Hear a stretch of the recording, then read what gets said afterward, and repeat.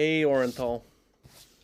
Oh, Boo, here we go. The ghost Yeah. of OJ, the ghost of Orenthal James is here. all right.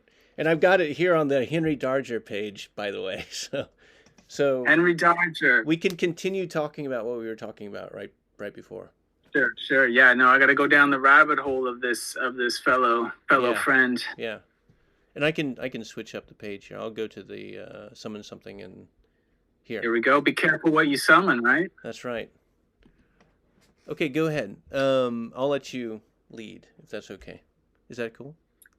Yeah, no, that's great. Yeah, Okay. no, thank you for having me, and it's a pleasure to talk about summon something. It's a very personal, intimate NFT collection that I've been doing the past year and a half, basically. But it's all started around the year 2000, so we're going on 25, 26 years of doing them. Some of the first ones are in this Stargaze collection, the 9/11 one, especially the Spawn one, the 9/11, are two of definitely the first ones I have, I did. And here's one I remember right here. Okay, I'll look for the 9/11. Which one do you want to look at first? 9/11?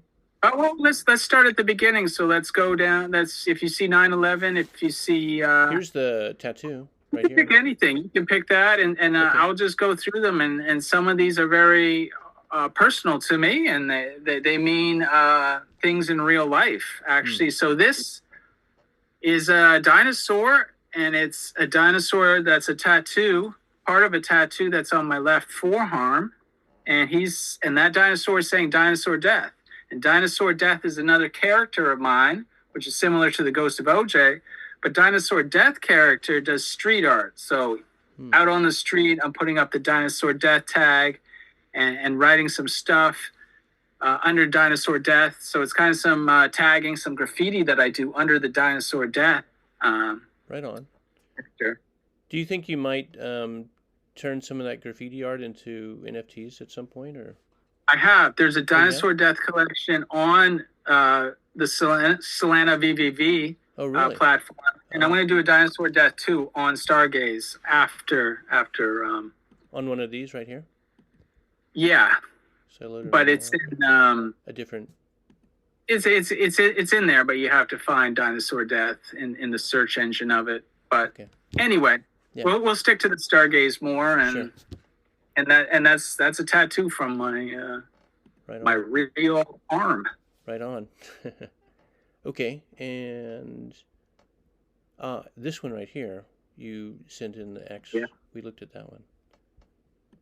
Yeah, no, that one's my wife. My wife is a really talented artist too, and she does a lot of fun stuff. And that's from an anniversary card that she did for us, and we're holding hands, and that setting is in Portugal, so that's kind of me and her in Portugal at that time of the anniversary card a couple years ago. That's from.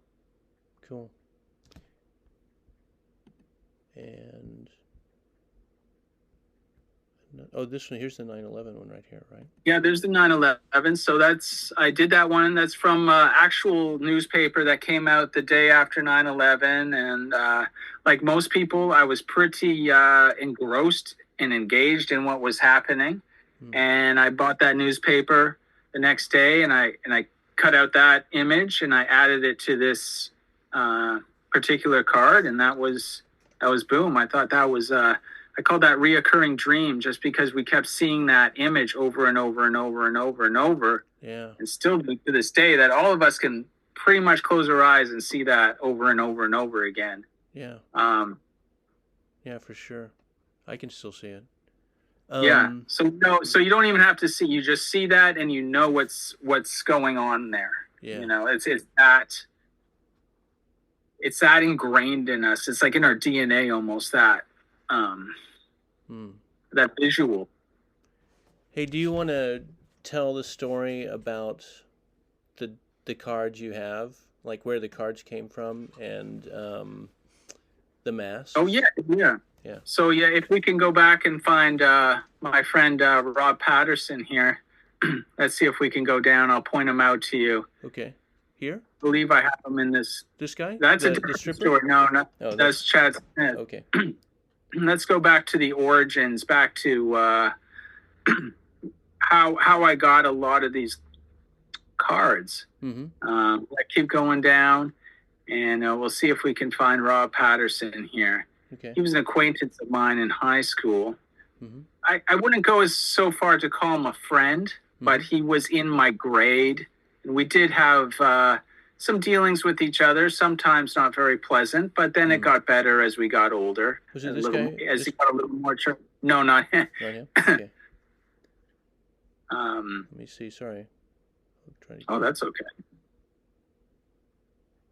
Yeah, it's a bigger collection, this Stargaze one. Yeah, I remember this one. This is the Russian writer, right? I can't pronounce his name. That's Alexander Solzhenitsyn, one of my favorite Russian writers. He's a literary giant, and I read one of his books. Here we go, right here. Where? It's Rob Patterson over here on the far right. Far right. That's Goth Girlfriend. That's one of my favorites. But up here. Yeah, right there. Yeah. Right on. Okay. Here we go. Okay. Yeah, so that's Rob Patterson right there and his high school yearbook photos. But anyway, Rob Patterson, he got, I can't remember what grade it was, grade 11 or 12 or something. He got onto the Blue Jays single A team. And from being on that team, they made a pack of cards of the team that year. And he was in it. So he got a bunch of packs and he was handing them out to people in school. Mm-hmm. And I actually got a couple packs off of them.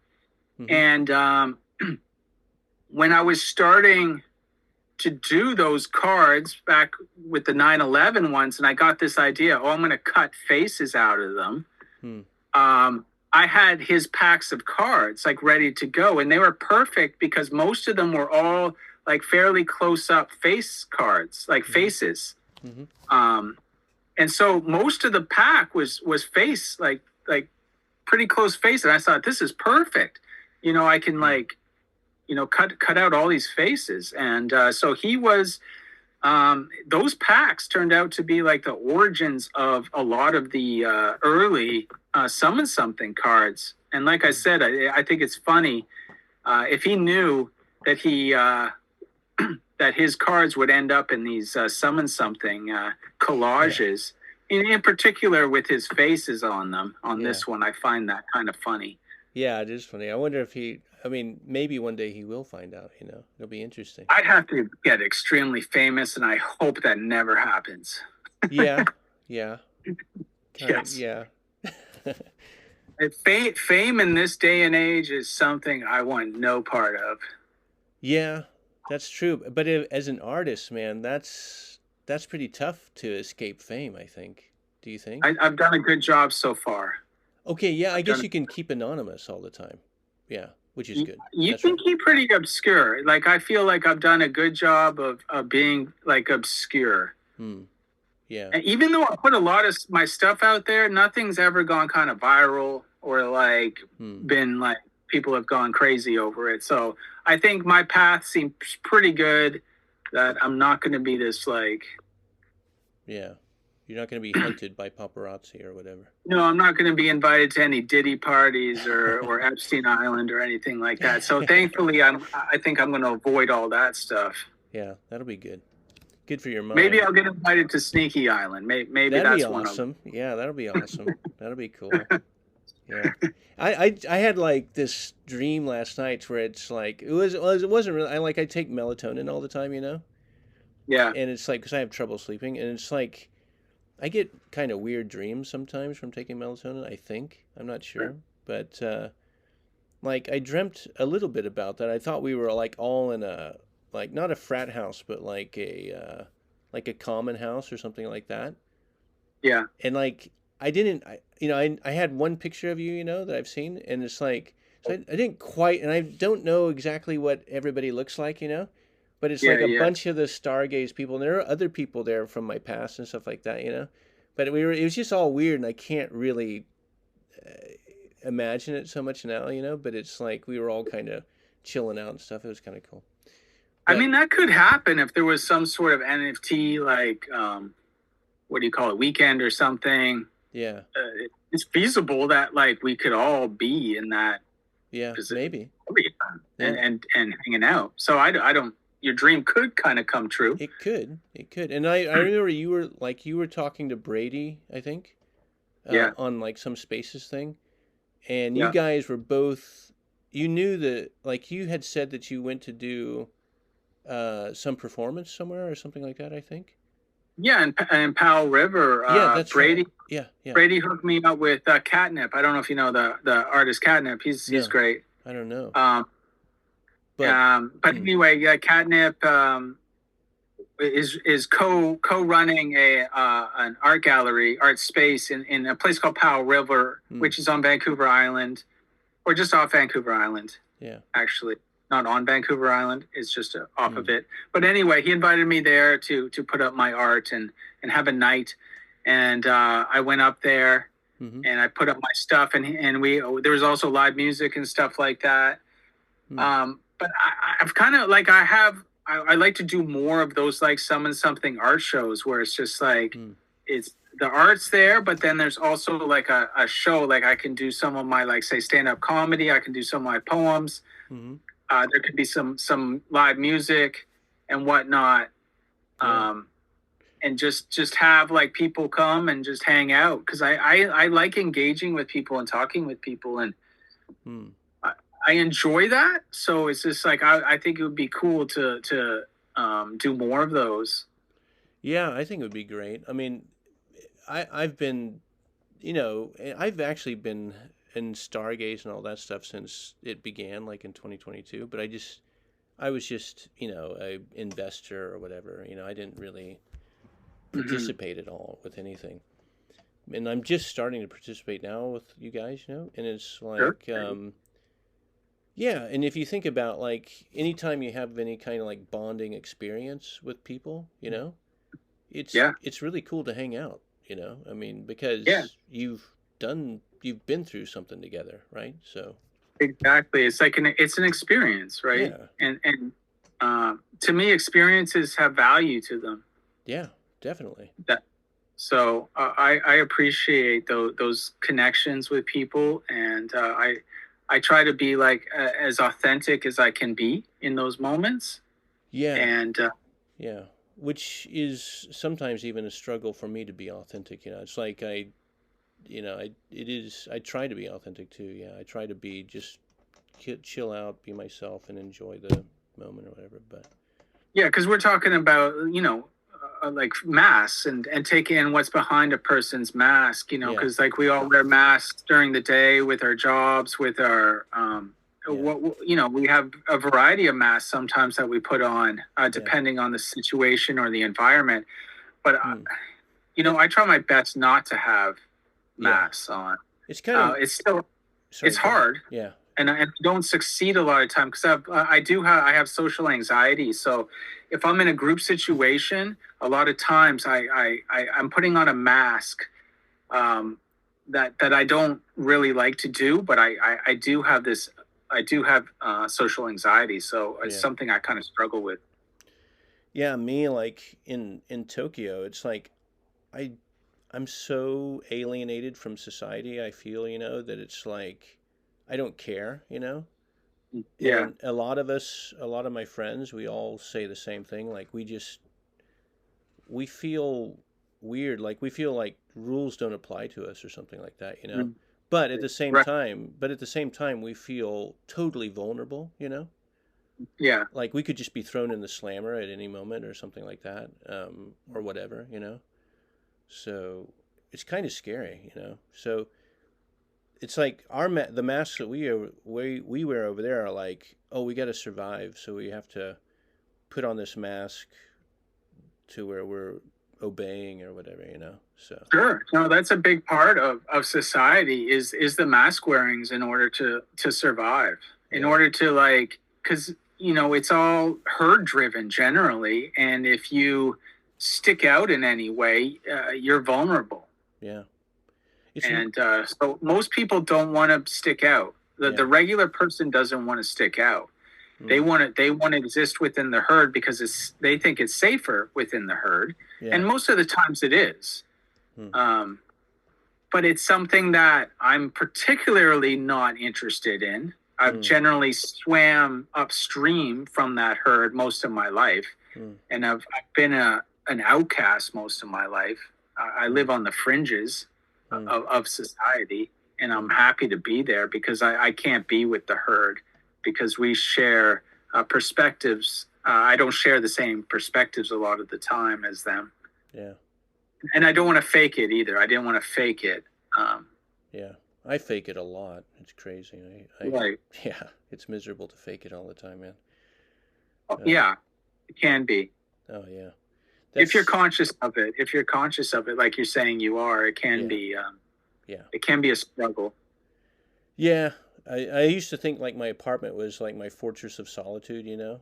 So I'd be like, as soon as I closed my door, I was in my fortress of solitude. So it's like I could recharge, you know? Sure. Yeah. Yeah, my place is like that too. I live on like an acre of land. We bought raw land and we built it from scratch, blood, sweat, and tears. Wow.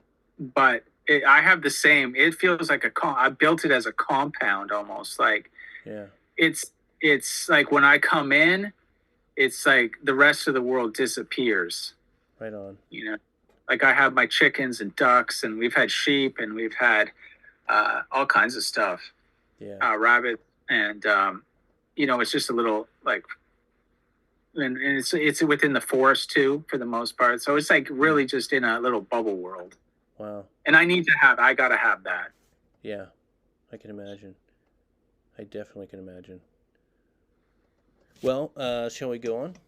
Continue forward? Yeah. Okay, let's continue forward. Do you want to talk about, what's this guy's name again? Or should we say Shout outs to Rob Patterson. What's going on? Rob Patterson. Okay, I remember Rob Patterson. Yeah. He's the origin. Where are you now? Yeah. Where are you now, Rob Patterson? What's your life like? Man. Is he still, but I guess he's not a baseball player because you know, right? Oh, I don't think so. Yeah. I don't think that dream lasted too long. But man, high school now, whew, that's 3 decades ago, 30, more than 3 decades. Yeah. That's a lot of life. Yeah. Since then. So who knows what's happened to him? Well, hopefully still alive and hopefully doing well, right? Yeah, I've moved around so much in my life that keeping in touch with like the teenage years and who was with me in those teenage years is long gone. I don't keep in touch with anyone from that. It's too many changes, too many different things have happened for me to check in and see what people are doing from like high school anymore. Yeah. So like, was this like in the 2000s? High school? Or for you? Or no, it was before like that. 80. But I'm sorry. Yeah, I'm sorry. 80s, yeah. But it's like you said, I think you mentioned to me like in the 2000s you were thinking like it was like the spark of this project, right? Oh yeah, that's when I started making these cards. They weren't called Summon Something back then, but I was making these cards back then. Yeah. And not like I wasn't making them to sell. It was just a strictly like creative thing of like I would make them and then I would show some friends, hey, look what I did last night. Yeah. And like it'd be like, oh wow, that's cool. Yeah. But it wasn't like it was so weird that like you can't like how was I gonna sell? I couldn't sell these things or even think about like anything. It was strictly just and it still is to this day. I'm very careful not to do things strictly for monetary value. That doesn't make me happy. So I still make these cards with pretty much the same feelings as when I first did them, and that's strictly for the creative aspects of them. Wow. I have a lot of fun making them. I'll listen, like we were talking, I'll listen to some Butthole Surfers and I'll just make some cards, and I'm like in my happy place, you know? On. Yeah, but like back then, like it dawned on you you had the aha moment or whatever about the technique, right? So yeah, I thought the concept was interesting. Like but you know, it's also really dark. Like people are just like, you cut the faces off of like baseball cards. That's like weird. That's dark. I don't, you know, Yeah. it's not like something where people are like, wow, you know, like Yeah, but they don't. But they're not. They weren't quite understanding what you wanted to do, though, right? I mean, yeah, so no, yeah. I mean, So yeah. but yeah, I mean, it's just, you know, I've just done, it was just a little art project on the side, but I've, you know, just being creative, like I'm creative in so many like different ways, like with video and writing and performing and like everything. I'm like, I'm pretty multi, you know, like a Swiss Army knife. I can do these cards for a little bit and then I want to go make like a movie or something, or then I want to go like, you know, write some poems or something, you know. So it's kind of like I move the way I want to move with my creativity, you know. So but I do move around like with different genres, different mediums. Yeah, kind of like a little bit of the Renaissance man, right? So yeah, sure. It's just, you know, again, it's just fun and just what I enjoy doing. So yeah, and I just do it all in my own way, and whether it catches on or not, or it doesn't matter to me. You know, that the art, just the ability to create is just something that's really, it gets me high, you know. And I like that kind of hit. It's like probably the best high I've ever had in my life is that act of creation. That, especially that initial act of creation, that's what I get the most high off of. Like if I put a card together and it comes out like super dope, I get high off of that.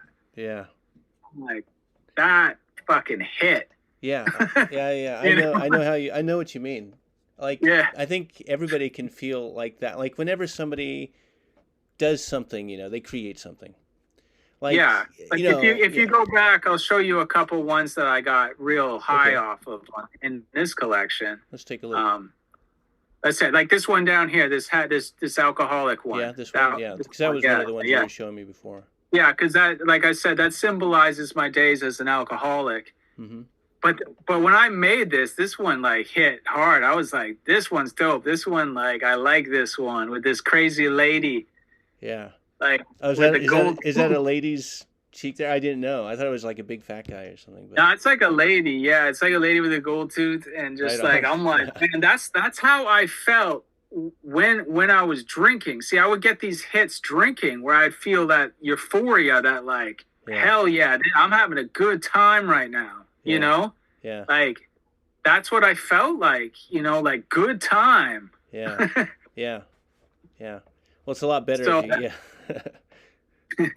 yeah, it's a lot better if you can get it from the. I like the way this card particular came across with this like this arm, kind of disembodied arm holding this vodka bottle, and this lady's kind of cut off face in there, you know, with some euphoric. So sometimes I just like the way like the card comes together, like just you know, naturally sometimes, you know. Yeah, I was looking at like you had a, I forget what it was. It was like a wolf or like a holding, or like a dog coming out. Yeah, had the claws around the woman's eyes. Oh yeah. That's a werewolf one. Yeah, the werewolf one. That was killer. And she was making this funky tongue. She had a really funky tongue, you know. Yeah. No, that one's good. Sometimes these cards they connect so nicely and so easily, and sometimes it's just kind of hellish for me, and it'll take sometimes days or weeks for me to like put it together.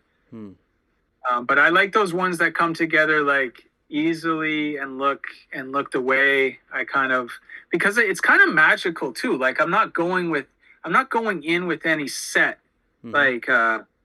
set process or thinking about what I want to do. I kind of just like will flip through books and I'll see an image and I'll be like, oh, I like this image. Yeah. Let me see what this looks like behind one of these faces. Wow. And then I'll just like go from there. Yeah. And sometimes just like the most simple ones are some of my favorites too, that don't have a lot of like collaging to them, but just like a simple picture. Mm-hmm. Sometimes those tell me a lot too. And it's kind of like it's just, it's kind of, people say art therapy and stuff like that. Well, it does kind of like, it is kind of therapeutic in a way, as well as it shows me sometimes what's going on with me, like unconsciously. Yeah. What I'm feeling that day, for instance. Like some of them really, if I'm not feeling good mentally, like if I'm feeling kind of like low or depressed, like my cards will show that. Like I will have things that will reflect that. Yeah, especially one of my favorite ones up here is the like I said before, is like the depressive guy. Yeah. Yeah, had kind of the clown face, or I forget. Let me see. Yeah, he has kind of makeup on. Yeah. Where is it? I'll find it here in a second. Yeah, I know. Yeah, here, right there here. It is. Yeah, I know. Yeah. This guy. This is one of my favorite cards. I still have that original card in my card holders. Wow. But this one reflects, definitely how I feel like some days where I'm just not feeling good at all. Like I'm feeling in a dark place, definitely. And I'll make cards like this when I'm feeling in that dark place. So it's not like again, it's not like something that's kind of fake or anything. Like that is like authentically me with a mask off sometimes. Yeah. Like I'm looking like that. Wow. Yeah. Yeah. But I try not, you put the mask on because you can't really show that to people, right? Oh yeah. And like, I mean, I don't know if Drake remembers it, but there's like one time where I pounded do you remember when I pounded on the table, the kitchen table? I forgot. Okay. Anyway, I pounded on the kitchen table because I was depressed, and I didn't have anything against my son or my wife or anything like that, but they got really upset by it, and it just made everything horrible. It's just like, it just made everything worse for myself. So it's like, I had to keep the mask on, right? Yeah, I mean, this is the tricky stuff, especially with like addictions and like depressions and other mental illnesses. Like, it's such a fine line between like needing to like share what you're going through so people understand what's happening with you. Yeah. To like showing them too much where things become, like you're saying, uncomfortable if you're expressing it too much. Yeah. Yeah. And like I mean, I can imagine, like, does it help? Does it, like, if you make a piece like this and you can show it to people, does it help to, like, bridge the gap, kind of, where, like, they kind of cut you a break or something like that, and they kind of understand your situation? Or not really. Not really? Oh. Yeah, because that sucks. I still find it really tricky. I still find it really hard. I pretty much become, when I'm going through, like, a stretch where I'm not feeling great, I generally am like want to be really reclusive, and not see anybody, not talk to anybody, not show anybody anything, because it's like, like when you say to someone, I'm feeling depressed right now, like no one really understands what that is, and or do I think they really care what that is? Yeah, it's like fair weather situation. It's like I don't like fair weather friends or something like that. It's like people. What's the saying? It's like, I forget what the saying is. It's like, sunny days are there, rainy days are not. Something like that, right? What is it? Yeah. For sure. It's something along those lines where it's like, and I just also don't want to burden people with if I'm feeling shitty. Yeah. Like, I don't want to put that on them. I don't want to, like, bring them down to my level in any way, So it's also like being reclusive so I can protect people from just not feeling what I'm feeling, and I'm old enough now. I have a bunch of tools that I can get through the low periods without, like, doing self-harm or needing to have a drink or take pills or smoke weed or anything. I don't have to do any of that stuff anymore, knock on wood. Yeah. And I have enough tools now where I can recognize what's going on in my head and be like, okay, we've been through this a number of times, and this is what we're going to do right now. We're just going to, make some art, read a lot. That's when I read a lot too. Just kind of try to get out of my head. Yeah. That's important because if you stay in your head, or if I stay in my head, there's a lot of negative feedback loops that just keep going around and around like a hamster wheel. And I can't have that. I got to get out of that stuff. So reading helps me a lot because I'm into like some other worlds, some other, stories that take me right out. And that gives me that can help give me the space and time that I need to like get out of what I'm in. And art does that too for me as well.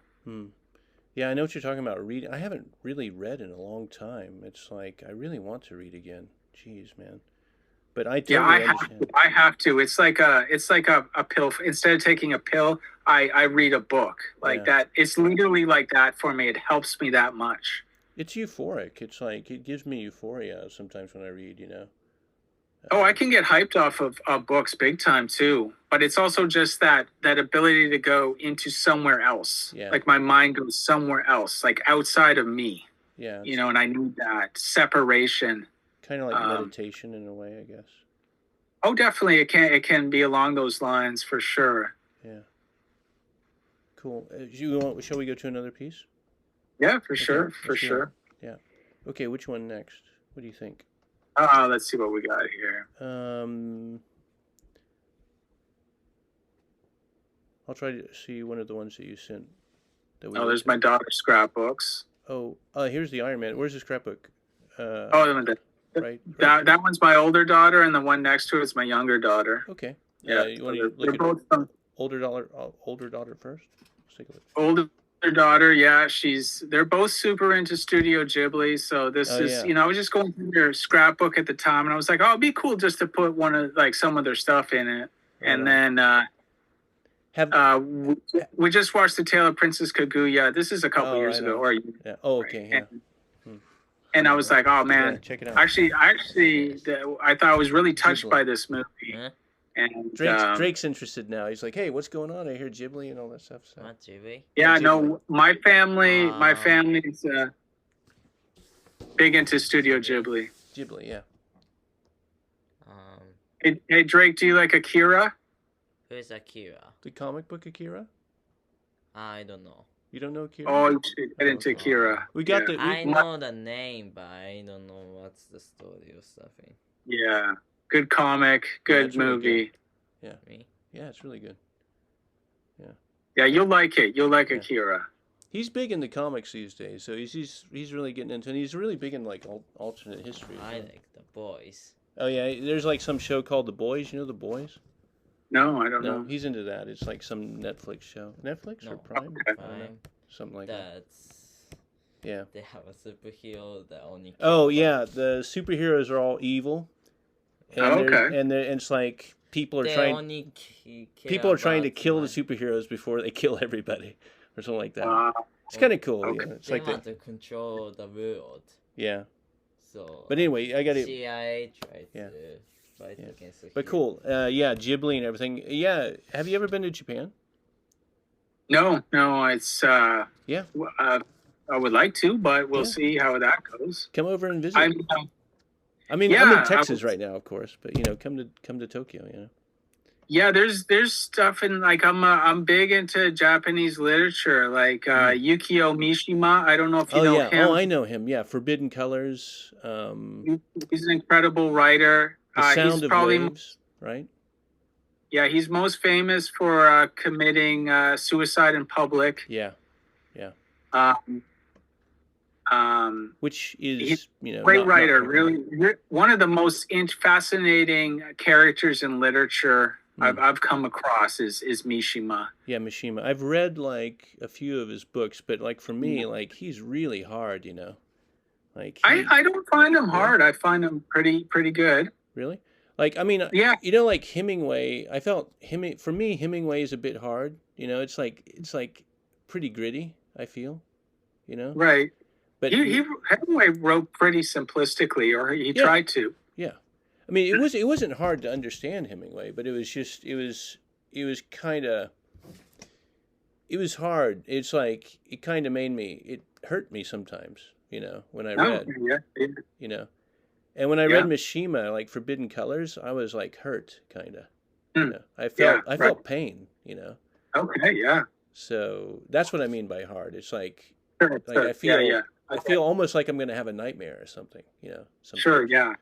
So, yeah. Yeah, I like him. I like Murakami. I'm a big fan of Murakami's. Mm. I don't know if you know him. I don't know He's a Murakami. modern day writer who's still alive in Japan. Really? He's written a bunch of classics. Yeah. Yeah, I don't know. Well, cool. Kobo Abbey. I'm not sure I'm pronouncing that right. Women of the Dunes. That's a great book. I like a lot of Japanese literature. I find it very interesting. Really? Russian and Japanese literature. That's like my favorite. I do love a lot of Russian. Like I love Dostoevsky, definitely. He's my number one, man. That's my number one favorite. Dude. I'm like a massive fanboy of Fyodor Dostoevsky. Yeah. What's like in Dostoevsky most famous book? Sorry, remind me. Punishment. Yeah, Crime and Punishment. Crime and Punishment. Like, you know, the guy that's leading him down the evil path, right, or whatever, right? What was that guy's name? Svidrigailov? Was that his name? Is that his name? I think it was like the character's name was Svidrigailov. Like Raskolnikov. Was it Raskolnikov? Yeah. Raskolnikov was the main character, right? Main character, yeah. But there's that guy, like his evil companion who is, you can get away with it, you know. You can get away with it. You'll get away with it, right? You're the really rich guy. Like, he was my favorite character. You know? Yeah, man. He's got some great characters in those books. Yeah. Wow. Awesome, man. It's like, it's nice to, I don't get to talk to too many people who've read, like, you know, Dostoevsky and stuff like that, so cool. Yeah, no, I love Demons and Brothers Karamazov and The Idiot. Yes, I've read them both. Huge books. There's a whole bunch of new translations, so I've been reading kind of one every year for the last number of years. Like, I read all of them in my early 20s, but I probably only got like 60% out of it because I'm like 20. Yeah. Sure. So like rereading them when I'm like, you know, 50, it's like, it's really good now. Yeah, I bet. It's really good. I read all that stuff when I was first in Japan, like after maybe a few years after I moved to Japan, and I was just kind of like twiddling my thumbs all the time. Yeah. And like my favorite, because it's just in these like English teaching houses, like they had tons of books everywhere from people coming and going, you know? Right. And people just leave clothes in the teacher's room and stuff like that. Here, take whatever you want, you know? And so there's like a pile of books, and I think my favorite, that's the first time. Have you ever read Hermann Hesse? Oh, big fan too. Dude, I love Hermann Hesse. Like, Narcissus and Goldman is like one of my favorite books ever. That's a great one for sure. Dude, yeah. So I read in my 30s. I was just right to start to absorb stuff. Like in my 20s, yeah, man, no way. I was too fucked up back then. No way. I read so much in my 20s, but again, it's just like, I just wasn't, you know, my mind was completely different back then. I didn't have the same way of mental discipline, right? I mean, well, just like what you know, what Dostoevsky's talking about, like in a lot of his story, it's just over my head. That's the word I'm looking for. A lot of stuff is just over my head. I just didn't have the life experience or the knowledge base to like really, like I could understand it to a certain degree, but I couldn't really, you know, get it on a deep level. Yeah. You know. Yeah. Okay. So definitely you're. And I get to. You know what's nice? I never went to school for like. I basically dropped out when I was in grade 10. So I was like, it's nice to hear like the proper pronunciation of these like authors' names. Like Hermann Hesse. That's nice. I always call him Hermann Hesse because I'm like the only one that was. It might be Hesse. I don't know. I just say Hesse. You know. I have no Yeah, idea. I don't know because I don't even talk to people. Like I was never Yeah. in a classroom talking about this stuff. Yeah, It's just yeah. always like just me talking to me about like these Yeah, books. yeah. Same, basically same. Yeah. Yeah. So I have no idea like what these people's names are really. Do you want to hear a funny story about pronunciation? Like when I came back to the United States, like I had never pronounced the word archives in my life, Mm, right? And yeah. so, but when I was in Japan, I was always like reading stuff, and I was like, I thought it was archives, you know. And so I went back to visit my friends in Tulsa, right? And I was like saying, the archives, the archives, the archives. And they're like looking at me like, what the hell are you talking about? I was like, the archives. You know, so. And then finally they figured it out. They mean, oh, you mean archives? And I was like, oh, yeah, sure, archives. Oh man, eh? Yeah. And then you don't feel too smart after that stuff for some Oh, man, I just I don't shut know up why for a they do. while, you know? Jeez. Yeah. Like there's that old like kind of indie rock band of Fugazi. Oh, yeah, And yeah. I always called them Fugazi. I call him Fugazi, too. Forever. And then Yeah. someone's like, dude, it's Fugazi. Why And I was like, Fugazi? my God. I thought it would be like Italian, like Fugazi, right? Fugazi, right? Fugazi. He was like, sure, it's Fugazi. And I'm like, oh my God, I've been saying it wrong for like Really? 10 I years. don't know, man. Now back then I had friends and they all said Fugazi. Oh, good. Okay. I Maybe know. I wasn't such a loser with it then. Okay. I said Fugazi. We were all, hey, you listen to Fugazi, yeah. I don't know. Someone was like, sure that it was a different pronunciation. I've heard that other pronunciation since then a lot. So I don't know now anymore. Yeah, I don't know either. Hey, whatever, you know. Yeah. It's Anyway. cool. Like, I just don't care these days. Like, yeah, I screw up. Yeah, whatever. Just correct me. I'll do what you want, you know. Oh, yeah. I have no ego. My ego is long since dead. Yeah. In a band. Like, Yeah. I can't get embarrassed or hurt from. I can still get hurt sometimes. Like, sometimes I feel pain from what people say sometimes. But it's like, it's not as much as before, I guess, right? Yeah, I'll feel pain if I cause pain. If like my words or actions cause somebody pain, like my wife or kids or a friend or acquaintance. If I say something or do something that causes suffering, I feel great pain. Oh yeah, yeah. I really flog myself. Like I'm not great with like with that. Yeah, it's totally like if somebody does something to you, it's like it's not your decision, right? Like you didn't make it happen, right? But if exactly, it has nothing to do with me, really. So there's no reason to feel bad, right? But it's like exactly. I totally agree with you. Like if I do something to hurt somebody else, it's like I made that decision, like I did that, you know. So I feel horrible, like guilt or whatever for that, you know. Oh so yeah, it's miserable. Like oh dude, there's just like so much stuff in my 20s and 30s when I was just like too much alcohol, too much drugs. Like it's just looking back sometimes on that stuff and the choices and decisions and the things I did is just it's just horrid. Yeah. And that's just like something I had to get over too, was like being able to look at it without too much like causing myself suffering. Yeah. You know, that was something I had to work through too.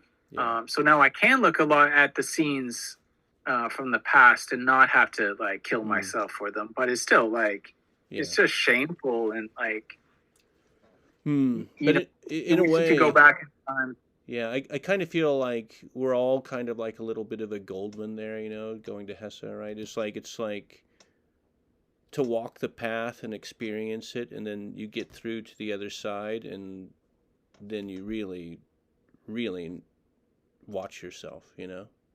Yeah. So I'm still like not there. It's still very frustrating for me because I can see the patterns of how I react to things. I can see my triggers. I have all this insight and into myself, and I'll still do the same shit. Like I'll still react. I might catch myself quicker, you know, and and tried to resolve the situation faster. If I say things with my words or actions, I can catch myself quicker and say, "Oh no, my bad. That was stupid. I'm sorry for saying that." But I still am not at that point a lot of times where I can catch myself before the words or the actions come out. Yeah. You know, that's the frustrating part for me still to this day. Yeah. But it's kind of like it. Like I see people like, you know, when you look at society, like you see people who they've never even had the chance to explode. You know. Oh yeah. It's like they're so pent up. It's like, God, you've never even gotten to the point of exploding and then like trying to make up for it and then trying to, you know, overcome it. You know. Yeah, and those are the people I'm most nervous about. Yeah, no lie. Yeah, they're like, because they're called walking time bombs or whatever they're called, ticking time bombs or whatever they're called, because they don't know anything about themselves. Yeah, if they don't even know that they're wearing a mask, right? You know, basically, right? So if they get into a certain situation and they're triggered, they're gonna blow up. Like, and you see this all the time in society. I mean, just scroll through X sometimes, and you'll see people like exploding, like being really unhinged in situations. Whether it's like road rage or whatever it is, like you'll see unhinged people, and those are the people that make me nervous. Because they're not catching themselves like at all. Like one bad day for these guys, right? Yeah. Like they can go on a tear. Like they can That's when that's when these people can kill somebody. They can't catch themselves in time to to stop that. Yeah, totally. Yeah. Because they're filled with so much suppressed anger or rage or whatever. Yeah. And like my mom's like kind of husband was like that. Really? Holy cow, man. Like he was all like taking, Prozac and pretending to be fine. But man, when he got triggered, napalm bomb. Holy crap. Inability to to handle it, to have the tools to handle it. Yeah. That is scary. Yeah. Yeah. Definitely. Damn. Okay. That was awesome. Shall we move on? I just wanna, that's good. I love jamming like this, This video is going to be like, I'm going to make a warning right here for everybody. This video is going to be like 4 hours long, so going to have to chop it up in a little bit so I can get it up, But we got some more to hit up here. We got tons, man. We got tons. Okay, so where are we going next? Let's see. We got some big ones here that Here's we have. the Iron Man mask. You were showing me. Yeah, you want to do that? Yeah, that's the mask that I found that iron mask at the dump or something, and then I took it home and I repainted it and I collaged it, and I wear that in a series of no budget movies I made called Revenge of the Freak that I made here locally, and I just would get friends and I'd come up with a loose idea and of a scene with a friend, for instance, and I'd go shoot it with them. And okay, it was a lot of fun. I really enjoyed it. So I'm just gonna say let me say good night. Sorry, good night, Drake. Drake's going to bed. Oh, good night, Drake. Good night, buddy. Peace. Yeah, nice. Peace. Yeah, so that mask is in those movies, so that's why it's kind of in that NFT. Yeah, right on. And this mask, I've seen this mask a few times, right? Like you've posted stuff where you've been wearing the mask, I think. Yeah, exactly. Yeah. So that's my character. I have a character called William Brown. And kind of before the Ghost of OJ, William Brown was like my main character that I used for everything, pretty much. For other projects?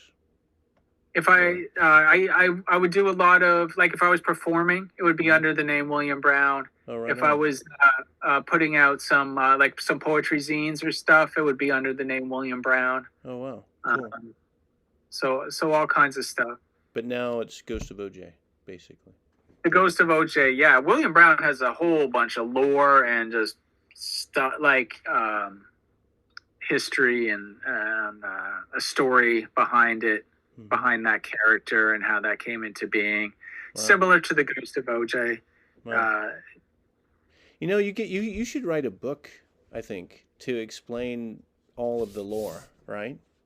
I was thinking about that today. You said that, you mentioned that, and that really hit me. And I was like, that would be kind of interesting.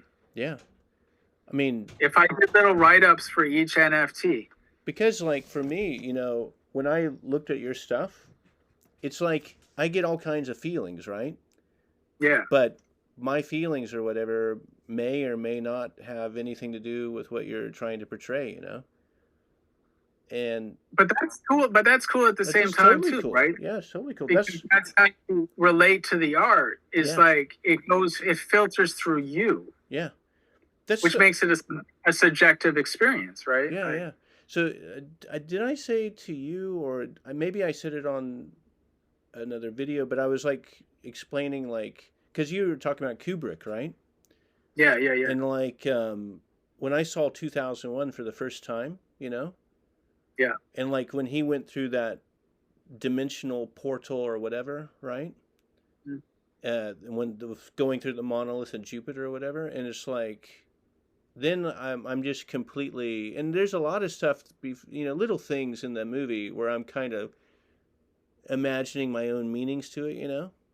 Yeah. And then like, but towards the end of the movie, then I really have to start you know, figuring it out in my imagination, kind of, you know. Sure. And then like, I think. Yeah, go ahead. Oh yeah, sorry, finish that. Oh yeah, and then it's like, you know, Arthur C. Clarke, like he wrote the book at the same time that they made the movie, right? Because it was like a cooperative project, you know. Yeah. So then I read the book after I watched the movie, and then it was like, oh, that's what he was trying to do, you know, apparently, right, in the movie. Yeah. So it's like, it was really cool for me to watch the movie first, to have my own imagination, and then read the book and see what they were trying to say, you know? Yeah, yeah, yeah. So. And that was similar to me with The Shining. Yeah. The movie. And the book is totally different, right? And then Stephen King's book of that. Yeah. They have two different feelings for me when I read it. Stephen King's Shining, it's more apparent that what's his name, Jack Torrance is an alcoholic. In the movie, it doesn't suggest that as much. No. Yeah. At all, I don't think. Or well, subtly. It's only when he goes into the bar and he's like, he's going to have a drink or whatever, right? Yeah, yeah. It shows it a little bit there, but it's not like it's not apparent. But in the book, it's more. But it had two different feelings, and both of them I liked in their own different ways. So, like what you're saying with 2001 was the same with The Shining for me. There's kind of Kubrick's version of that and Stephen King's version of that, and I like both of them a lot. Yeah, yeah. I was a huge The Shining fan, man. That impacted me a great deal as a kid. I was like, I really felt, in my life, I've been like both the Danny Torrance character and the Jack Torrance character. Like I've been both. Wow. Like when I was like an alcoholic, I was definitely like that dude, man. Like, really? Holy shit. Yeah. You are possessed. You are literally possessed. By like, you really feel like you're possessed by an entity. Wow. And that's what The Shining's about. In the Kubrick one, it's like about possession. Yeah. And I felt that, and as a kid, I was like Danny Torrance. I was around a lot of like alcoholics and drug addicts, and my mom like partying and all kinds of stuff happening. And I felt like that kid. Like really internalizing everything and kind of going through a lot of what he went through. Yeah. It's kind of weird to be on both sides of that in my life. Yeah, definitely. I don't know. I can't think of myself. I don't know. But yeah, that's hardcore. Yeah, no, you don't want to go down the path of addiction is something you don't want to mess with. The demons are. It's scary stuff, and it's the hardest thing I had to go through in my life to try to get on top of things again. Yeah, the only thing I've been addicted to is like caffeine. So, I'm addicted to caffeine too, man. I love coffee. Yeah, I drink coffee like crazy. So, but I'll take coffee over like I'm still in pretty good control with coffee. Yeah. Coffee demons aren't the same as the others. Yeah, I can't imagine the others. Like I did stuff, but I never was addicted really. I don't think, which I'm thankful for. But yeah, that's like one of these things. That's like things that I could talk about all like for a long time. Is like addiction. Like that's one of those things. Like when I meet someone that's like been addicted to whatever, like in a bad way. Yeah, that's like talk. That's like stuff you can talk about with someone like that's gone through it for like days. There's like just so many levels to it, so many things. Yeah. That you go through, man, and it's just. Wake me up at 7:30 tomorrow. Okay, no worries. Okay, sorry about 7:30 a.m. man. 7:30 a.m. I'm waking my son. That's when I gotta get up too tomorrow. Well, I usually get up at that. I usually get up 7:30. Yeah. Really? Yeah. You can sleep in? I can sleep in here. Like I'm on vacation now. You know, I'm even with insomnia. What you got the insomnia? Well, I take the melatonin now. Oh, that kind of gets you to sleep. That gets me to sleep pretty powerfully, but I do have like kind of weird nightmares sometimes, or not nightmares, but just like weird dreams. Like they're really kind of not. I don't know. Just feels a little weird, you know. What if you don't take it? Are you wake up in the night and stay awake for like 3 hours? Yeah, that's sometimes the problem. So it's like if I take it for a while, and then I can stop. I like reduce the amount that I take, you know. Mm-hmm. Yeah. And then I'll stop taking it, but my body just keeps on going to sleep, you know. Right. But once I do, like recently, like I've been making these videos, you know. Yeah. So like last night I stayed up until 2 o'clock in the morning, right? So it's like I just screwed it all up, right? Like so recently I have to take melatonin again to go to bed. So right. Yeah. But it's fun to do that kind of stuff, isn't it? Like to interviewing someone and then you get the content. Yeah. Like I used to I've said this before, but I really like to like interview people in real life. Really? Like without like filming them or documenting. If I have the time and space and I'm with somebody that either I know or don't know very well, I love asking them questions about like their life's journey. Oh yeah, me too.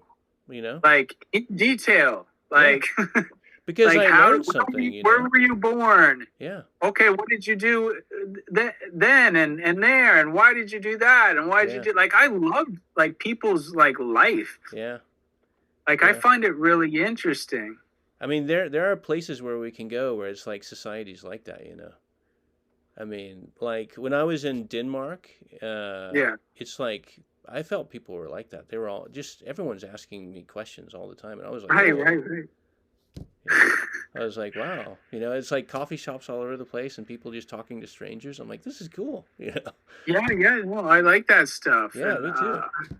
I much prefer that than having like a superficial conversation. I'd rather, you know, get into it. Yeah. That's why, you know, but I was saying like it's so hard for me in Tokyo, you know, because like you're on the train, it's packed with people and nobody's talking at all.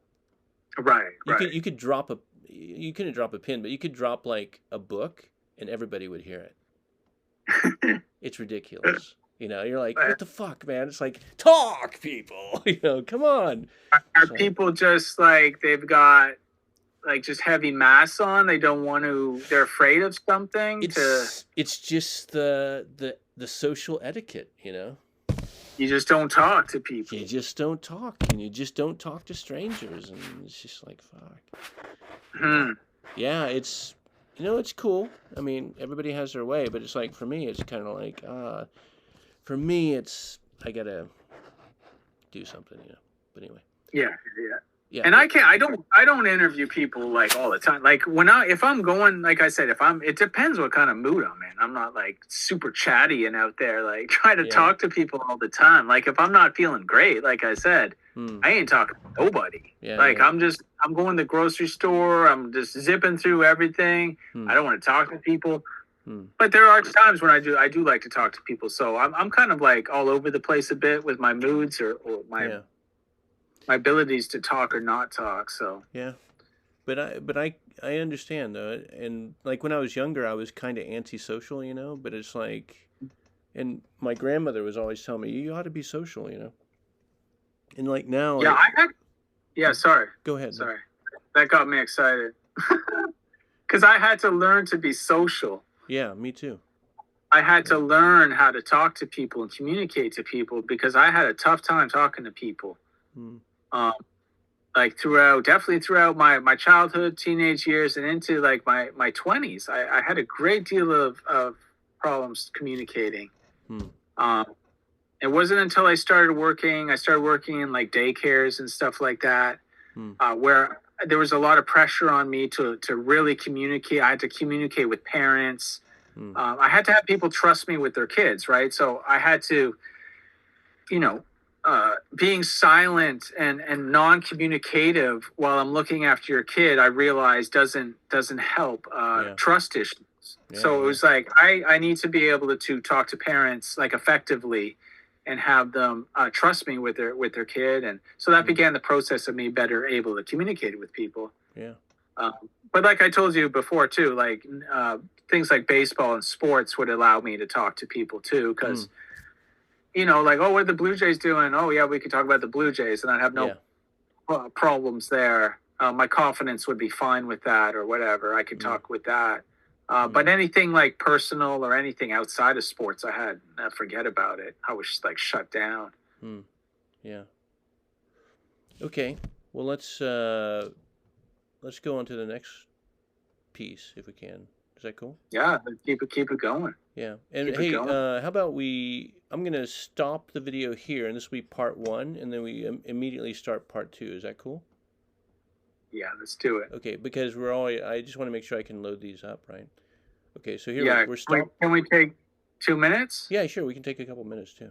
I'm just going to put my chickens away. Okay, no worries. I'm going to stop it right now. Okay, stopping the video.